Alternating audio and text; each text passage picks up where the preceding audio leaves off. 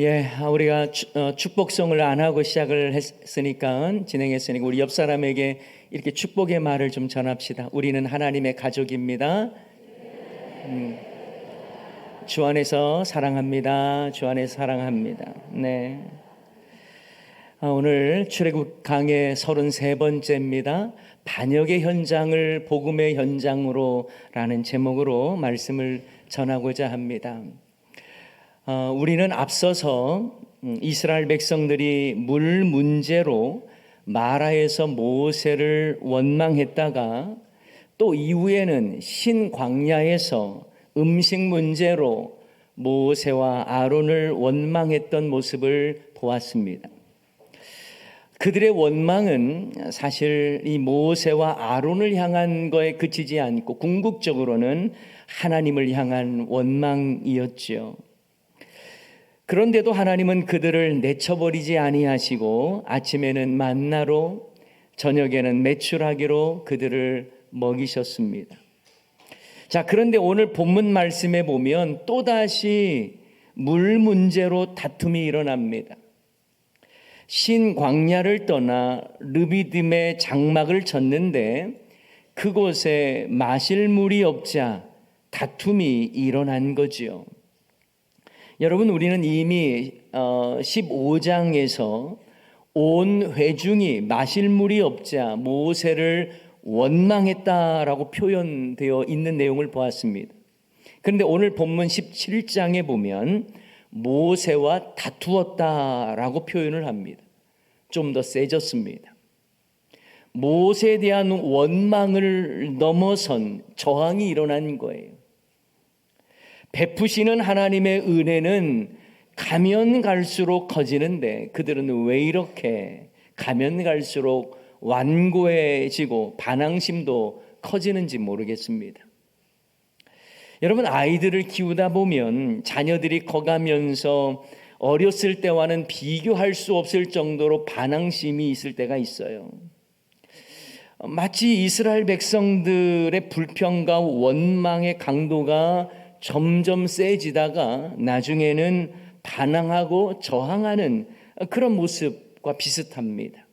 그들도 이제는 모세에게 반항하는 거예요. 다투는 것입니다.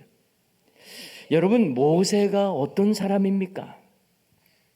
하나님의 말씀의 대언자 아닙니까? 그 누구도 범접할 수 없는 영적 지도자 아닙니까? 출애굽에 있어 주역이고요. 모든 기적의 중심에 하나님의 권능을 펼쳐 보였던 인물이 바로 모세였습니다. 아니, 이런 모세에게 감히 저항하며 반항한다는 것, 이게 과연 가당키나 한 일입니까? 여기서 우리는요, 인간의 죄성과 완악함을 발견하게 됩니다. 시기와 질투심이 발동하다 보면 한때 추종했던 인물이라도 한순간에 배신하고 저항하는 것이 인간의 모습이에요. 자신의 기대와 만족을 채워주지 않으면 한순간에 원수가 되기도 합니다.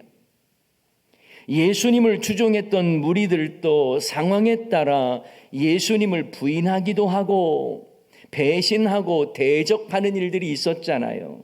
이런 것과 같습니다. 이런 점에서 이스라엘 백성들이 르비딤의 장막을 쳤는데 마실 물이 없자 이때다 싶어서 모세에게 저항한 것입니다. 다툼이 일어난 거예요.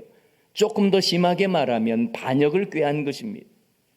표면적인 이유는 물 부족 문제인 것처럼 보입니다만 잘 살펴보면 모세 리더십에 대한 저항이며 반역이었습니다. 혹시 여러분 중에 이렇게 생각하는 분들도 계실지 모르겠어요. 목사님, 오늘 본문 말씀에 그들이 반역했다는 말이 어디 나옵니까? 목사님이 너무 사극 같은 걸 즐겨보시는 거 아닙니까?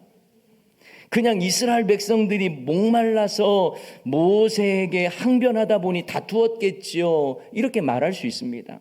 그런데 여러분, 오늘 본문 말씀을 전체적으로 자세히 보면 그들의 다툼의 문제는 단순히 물이 부족해서의 문제는 아닙니다. 그것만이 아니에요. 사실 먹을 물이 없다면 원망하고 불평할 수는 있겠죠. 그런데 모세와 지금 다투고 있는 것입니다. 게다가 모세는 자신과 다투는 자들에게 자신과 다투는 것은 곧 여호와를 시험하는 것이다, 이렇게 말하면서 너희들의 지금 이러한 저항과 반역은 하나님을 향한 도전과 반역이라는 것과 연결시켜 말하고 있습니다. 자, 2절 말씀에 보면 백성이 모세와 다투어 이르되 우리에게 물을 주어 마시게 하라. 모세가 그들에게 이르되 너희가 어찌하여 나와 다투느냐? 너희가 어찌하여 여호와를 시험하느냐? 여러분, 이것은 자신의 권위에 대한 다툼이 곧 여호와 하나님의 신적 권위에 대한 도전과 같다는 것을 말하고 있는 거예요. 그리고 그 분위기가 얼마나 험악했는지요. 이건 한두 사람의 다툼의 문제가 아니었습니다. 모세는 백성들의 분위기가 자신에게 돌을 던질 분위기라고 말하면서 하나님께 부르짖습니다. 그 내용이 4절 말씀이에요. 모세가 여호와께 부르짖어 이르되 내가 이 백성에게 어떻게 하리까? 그들이 조금 있으면 내게 뭘 할 것 같다고요? 돌을 던지겠다, 이렇게 말하고 있는 거예요. 여러분, 이런 다급한 상황에 모세는 얼마나 두려웠을까요? 모세의 마음에는 얼마나 큰 배신감이 몰려왔겠습니까? 그런데 하나님께서 모세를 반역하고 저항하는 분위기를 해결하시는 방법을 보면 모세의 권위를 다시 높게 세워주는 장면을 우리는 볼 수 있습니다. 여호와 하나님은 모세를요 백성 앞에 탁 지나가게 하시고요, 이스라엘 장로들, 리더들을 데리고 이제 호렙산에 있는 반석을 치게 하십니다.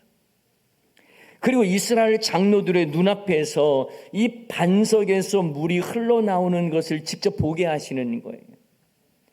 자, 이렇게까지 퍼포먼스를 하게 하신 것은 이스라엘 장로들과 백성들 앞에서 모세의 권위를 완벽하게 높게 세워주는 장면입니다. 이처럼 르비딤에서의 모세를 향한 다툼은요, 단순히 목마름의 문제만은 아니었습니다. 물을 제대로 공급받지 못하자 모세를 갈아치워 버리려고 하는 그들의 의도 앞에 하나님은 모세를 크게 부각시키면서 모세를 통해서 그들이 두려움을 갖게 하신 거예요.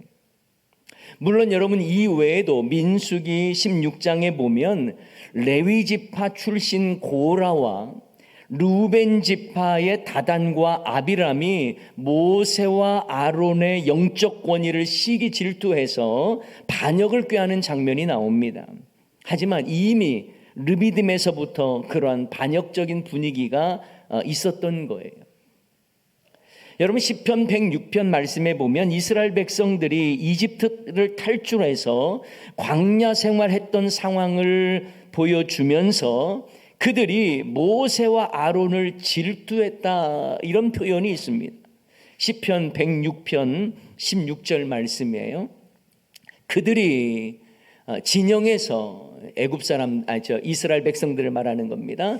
이스라엘 백성들이 진영에서 모세와 여호와의 거룩한 자 아론을 어떻게 했다고요? 질투했어요.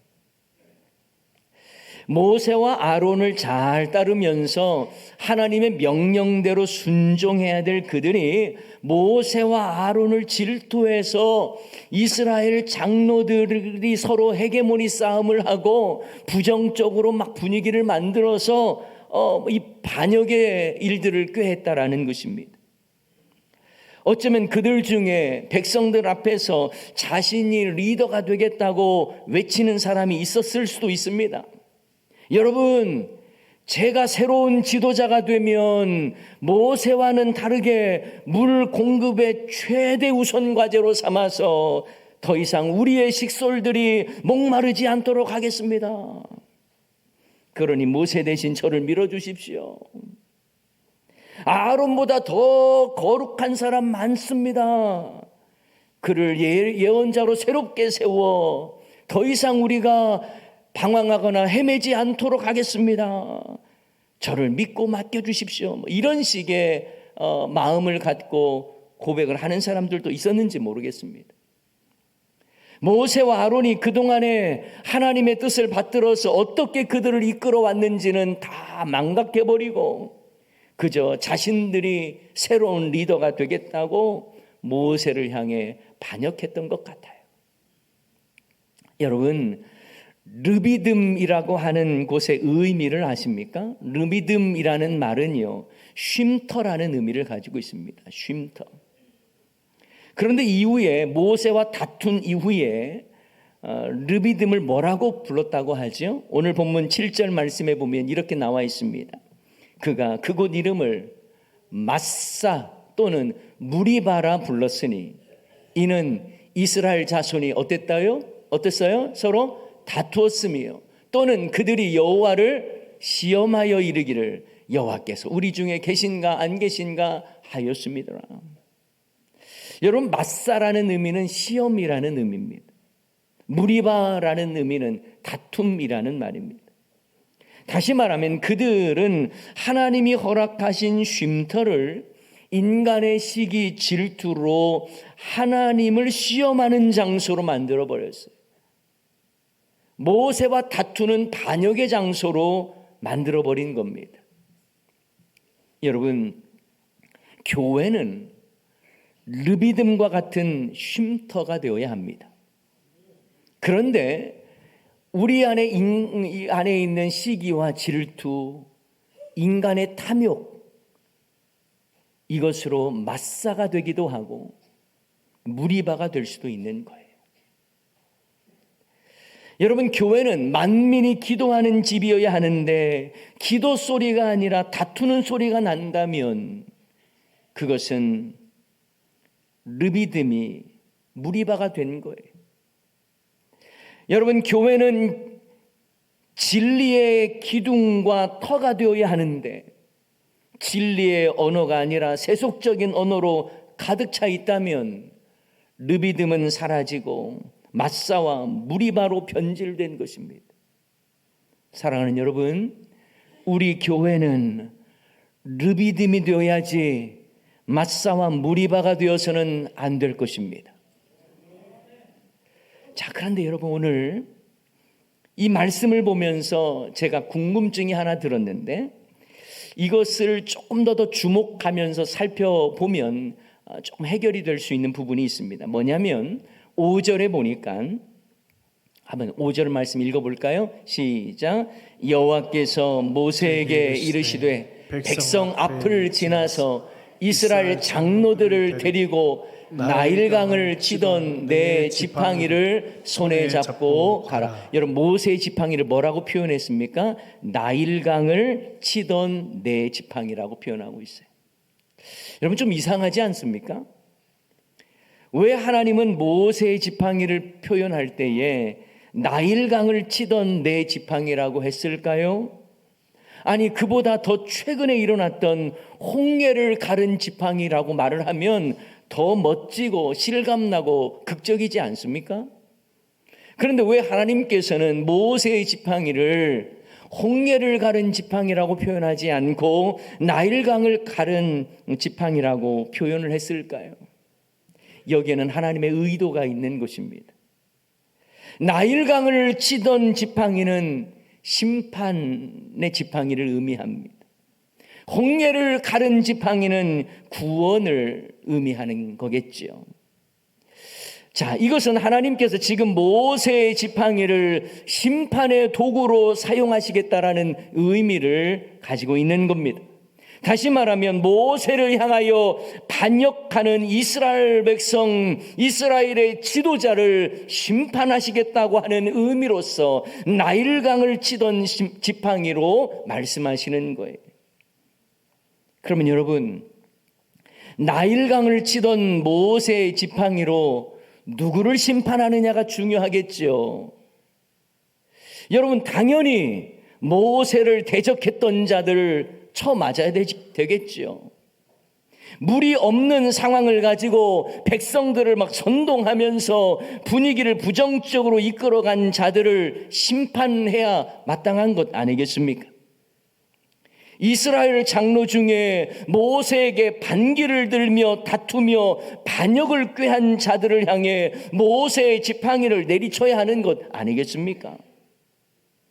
모세에게 저항하는 자들을 향하여 나일강을 찌던 그 심판의 지팡이를 내려쳐야 맞는 것이겠지요. 그런데 그 심판의 지팡이를 가지고 무엇을 치는지를 여러분 잘 보셔야 됩니다. 자, 오늘 본문 6절 말씀이에요. 6절 말씀. 내가 그랬습니다. 내가라고 하는 건 하나님이 말씀하시는 거예요. 하나님께서 호렙산에 있는 그 반석 위 거기서 내 앞에 서리니, 모세 앞에 서겠다라는 거예요. 하나님께서. 너는 모세, 너는 그 반석을 치라. 그것에서 물이 나오리니 백성이 마시리라. 모세가 이스라엘 장로들의 목전에서 그대로 행하니라. 자, 여러분 잘 보세요. 하나님이, 내가 그랬죠? 하나님은 호렙산에 있는 그 반석 위 거기에, 그리고 모세 앞에 서시겠다는 말씀입니다. 하나님께서 반석 위에 서시겠다는 거예요. 물론 하나님은 눈에 보여지는 형태로 반석 위에 서신 게 아닙니다. 그런데 하나님께서 모세에게 말하기를 내가 호렙산 반석 위에 너의 앞에 서 있겠다. 그러니 너는 그 심판의 지팡이로 반석을 내리치라는 거예요. 그 반석에 누가 서 있다고요? 하나님이 서 있다는 거예요. 여기서 우리는 아주 중요한 사실을 발견하게 됩니다. 하나님은 모세를 향해서 심판의 지팡이로 반역의 무리를 치라고 말씀하시는 것이 아니라 하나님 자신을 치라고 말씀하신 거예요. 불평 많고 원망 많고 반역하는 이스라엘 백성들을 쳐야 하는데 그 심판의 지팡이로 나를 치라고 하나님이 지금 말씀하시는 거예요. 저는 이 말씀을 묵상하면서 갑자기 과거에 어렸을 때 한 기억이 떠올랐어요. 여러분, 저는 사형제 중에 막내 아들입니다. 한 번은 아버지께서 사형제를 모두 불러놓고 혼을 내셨어요.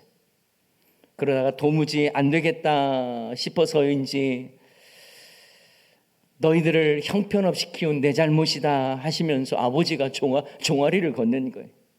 그리고 자식들에게 나를 때리라 하시는 거예요. 그때 그 기억이 나요. 그때 형들과 저는 차마 어떻게 아버지의 종아리를 내려치겠습니까? 그냥 더 엉엉 울면서 용서를 구했던 기억이 납니다. 여러분, 오늘 본문의 상황이 좀 비슷하지 않습니까?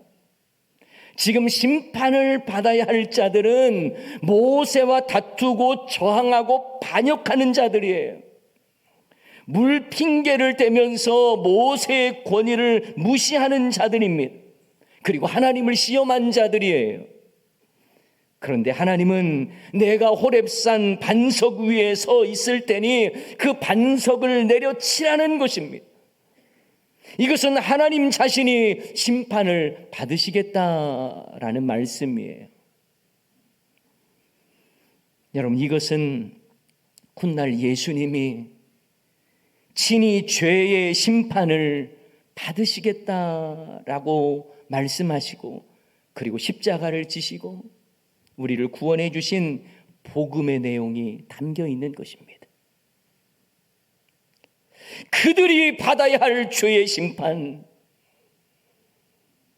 주님께서 대신 받으시겠다는 거예요. 그 의미 속에 복음이 담겨 있습니다. 반석이신 예수님이 심판을 대신 받으심으로 그 안에 영원한 생수가 흘러 넘치게 하겠다라는 말씀을 하고 있는 거예요. 여러분, 저도 이 말씀을 깨닫는 순간 가슴이 뭉클해졌습니다. 이 안에 복음이 있구나. 반역의 현장인데 하나님은 복음의 현장으로 만드셨구나. 여러분, 사도 바울도 고린도 교회를 향해서 이 반석은 바로 그리스도시다라고 하는 것을 설명해 주고 있습니다.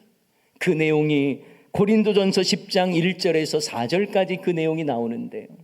형제들아, 나는 너희가 알지 못하기를 원하지 아니하노니 우리 조상들이 다 구름 아래에 있고 바다 가운데로 지나며, 이 홍해 바다를 건넌 걸 말하는 겁니다. 모세에게 속하여 다 구름과 바다에서 세례를 받고, 우리 다 같이 읽습니다. 다 같은 신령한 음식을 먹으며 다 같은 신령한 음료를 마셨으니 이는 그들을 따르는 신령한 반석으로부터 마셨음에 그 반석은 곧 그리스도시라. 아멘. 그 반석이 바로 구약시대에 이 반석을 치신 그 사건을 복음 사건으로 예수 그리스도가 반석 되심을 보여주고 있는 것입니다. 사도 바울은 이스라엘 백성들이 홍해 바다 가운데로 지나간 것을 세례받은 것과 연결시켜서 설명하였고요. 신령한 음료를 신령한 반석으로 더 마셨다고 말하면서 그 반석은 바로 그리스도시다라는 것을 우리에게 가르쳐주고 있는 것입니다. 나일강을 친 그 심판의 지팡이가 반역자의 무리를 친 것이 아니라 하나님이 서신 반석을 쳤고 그 결과 반석에서 흘러나온 물로 그들이 살게 되었다라고 말씀하시는 것. 이것은 바로 반석이신 예수님께서 우리 죄를 대신하여 심판을 받으셨고 예수님을 통해서 생수의 강이 흘러나왔다는 것을 말씀해 주고 있는 것입니다. 그리고 예수님은 이것을 예수 믿는 자들이 받을 성령이다라고 가르쳐 주기도 하셨습니다. 여러분, 요한복음 7장 37절 중반절에서 39절까지 보면 이렇게 말씀하죠. 예수님의 말씀입니다. 누구든지 목마르거든 내게로 와서 마시라. 나를 믿는 자는 성경의 이름과 같이 그 배에서 생수의 강이 흘러나오리라 하시니 이는 그를 믿는 자들이 받을 성령을 가리켜 말씀하신 것이라.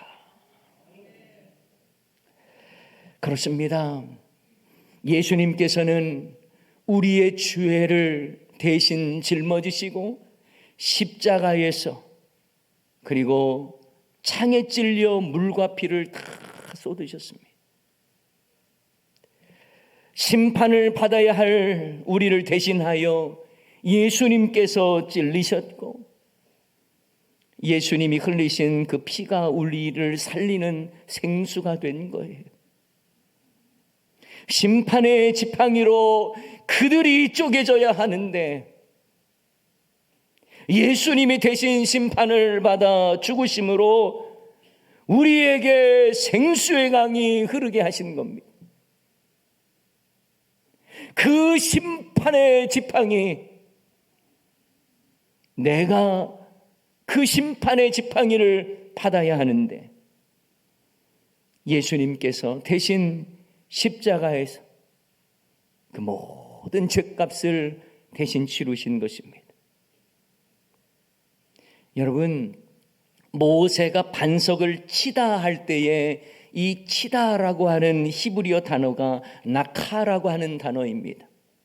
그런데 여러분 70인역 성경에 보면 70인역 성경은 뭐냐면요, 기원전 한 3세기경에 이 히브리어로 되어 있는 이 구약 성경을 헬라어, 당시에 사용되었던 헬라어로 번역한 것이 바로 70인역입니다. 그런데 히브리어 단어로 이 모세가 반석을 치다 할 때 이 나카라고 하는 히브리어를 헬라어로 번역을 하면서 파타조라고 하는 단어로 번역을 했습니다. 근데 여러분, 파타조라고 하는 이 단어는 예수님께서 붙잡히시고 사람들에게 얻어맞으실 때, 그들이 예수님을 칠 때 그때에 사용되었던 단어가 이 파타조라고 하는 단어입니다. 다시 말하면 여러분, 모세가 반석을 치는 것은 예수님께서 십자가를 지시기 위하여 당하셨던, 다른 사람들에 의하여 폭력을 당했던, 다른 사람들이 예수님을 쳤을 때의 그 치다라는 개념과 연결시켜서 말씀하고 있다라는 것입니다. 그래서 출애굽기 17장 반석에서 물이 나온 사건은 반석이신 예수님을 통해 영원한 생수가 흐르는 이 구원의 사건과 연결시켜 우리에게 적용된다라는 것이죠. 처음엔 저도 오늘 본문 말씀을 보면서 단순히 물이 없어서 다툼이 일어났구나, 이 정도로만 생각을 했어요. 그런데 그 안에 모세에 대한 반역이 있었다라는 것, 그래서 쉼터를 상징하던 르비딤이 마사, 무리바 장소로 변질됐다는 것. 그런데 더 놀라운 것은 하나님은 그 반역의 현장을 복음의 현장으로 만드셨다는 사실이 저를 너무 놀라게 만든 거예요. 마땅히 심판의 대상이어야 할 모세에게 저항했던, 반역했던 자들 대신에 하나님이 친히 호렙산의 반석 위에 서시고 나를 쳐라, 나를 통해서 생수가 흘러갈 것을 보여주셨던 것처럼 죄의 심판을 받아 죽어야 마땅한 우리가, 반석이신 예수님이 대신 그 심판을 십자가에서 받으심으로 결국 우리에게 영원한 생수를 허락하셨다는 사실을 우리에게 미리 보여주시는 사건이 바로 오늘 본문의 사건인 것입니다. 여러분, 예수님 당시의 십자가는 누가 졌습니까? 반역자들이 지었습니다. 십자가도 그냥 보통 죄가 아니라 반역자들이나 십자가에 달게 했습니다. 그런데 아무 죄도 없으신 예수님께서 십자가에 달려 죽으셨습니다. 그 골고다의 십자가에서 흘린 보혈이 우리를 살리는 영원한 생수가 된 거예요. 이것이 바로 복음입니다. 내가 죽어야 하는데 예수님이 대신 죽으시고 우리를 살리셨다는 복음, 그 복음이 오늘 본문 가운데 그대로 담겨져 있는 거예요. 반역의 현장을 복음의 현장으로 바꾸신 하나님께서 십자가의 은혜로 저와 여러분을 살리신 줄을 믿습니다. 그 은혜에 감격하며 살아야 되는 것 아닙니까? 사랑하는 여러분, 정말 소원하기는 구원의 감격으로 날마다 하나님의 은혜에 감격하며 살아가는 저와 여러분의 삶이 되시기를 주님의 이름으로 간절히 축원합니다. 오늘 말씀 생각하면서 나의 반석이신 하나님, 빠르지 않게 우리 함께 찬양하십시다.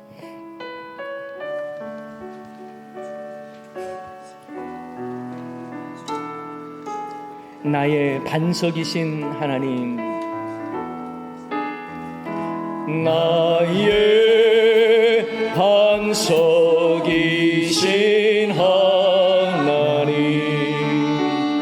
행하신 모든 것 완전하시니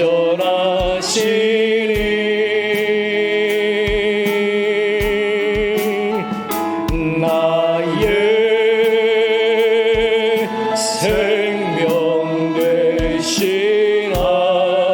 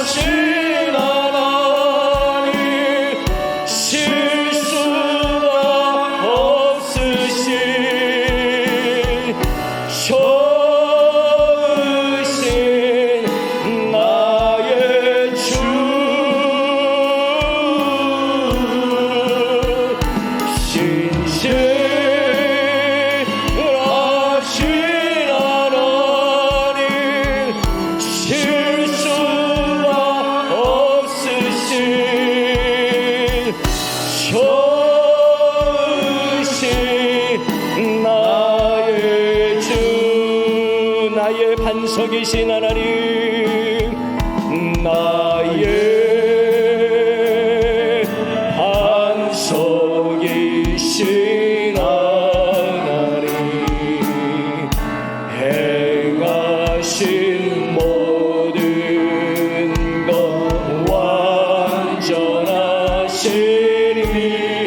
나의 생명이신 하나님, 나의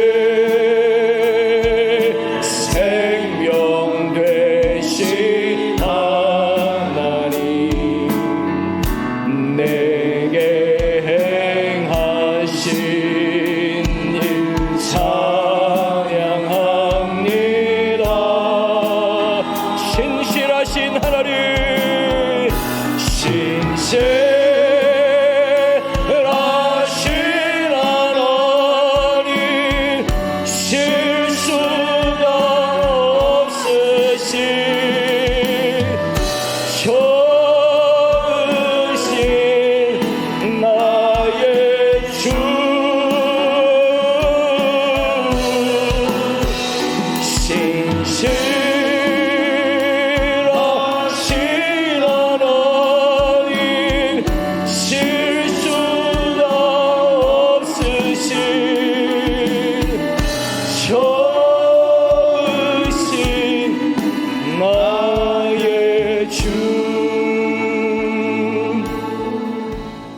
사랑하는 여러분,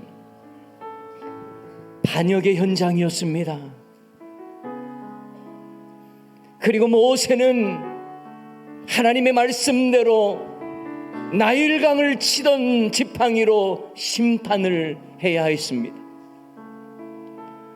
마땅히 그들이 심판을 받아야 했습니다. 모세에게 저항하고 반역하고 분위기를 선동하는 그들을 심판해야 맞습니다. 그런데 하나님께서는 내가 반석 위에 서겠다고 말씀하시고 내가 선 반석을 치라고 말씀하시는 거예요. 그 심판을 하나님이 받으시겠다라는 것입니다. 여러분, 죄와 심판은 우리가 받아야 했던 것입니다. 하나님을 향한 반역은 우리의 몫이었습니다. 그런데 하나님께서 나를 치셔야 마땅한데 나를 치지 않고 예수님을 치셨습니다. 예수님을 십자가에 달려 죽게 하심으로 그 안에 영생의 물을 우리에게 허락하시고 우리를 살게 하신 거예요. 그래서 너무 감사합니다. 너무나 자격이 없는 우리의 인생을 그냥 심판하도록 내버려 두지 아니하시고 대신 십자가를 지시고 끝까지 사랑하신 하나님의 놀라운 사랑이 너무 감격스럽습니다.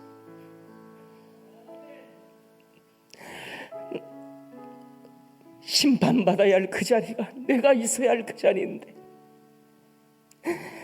하나님의 은혜로 나 같은 죄인을 살리시고 구원해 주신 그 은혜가 너무 감사합니다. 여러분, 이 시간 말씀 기억하면서 우리 함께 기도하기를 원하는 것은 십자가의 은혜, 나를 살리신 하나님의 그 사랑을 생각하며 주여 메마른 나의 심령이 십자가의 은혜로 회복되게 하여 주시고 구원의 감격으로 충만한 삶을 살게 해달라고 오늘 말씀 기억하면서 우리 다 같이 주님의 이름 한번 외쳐 부르면서 기도하도록 하십시다. 주여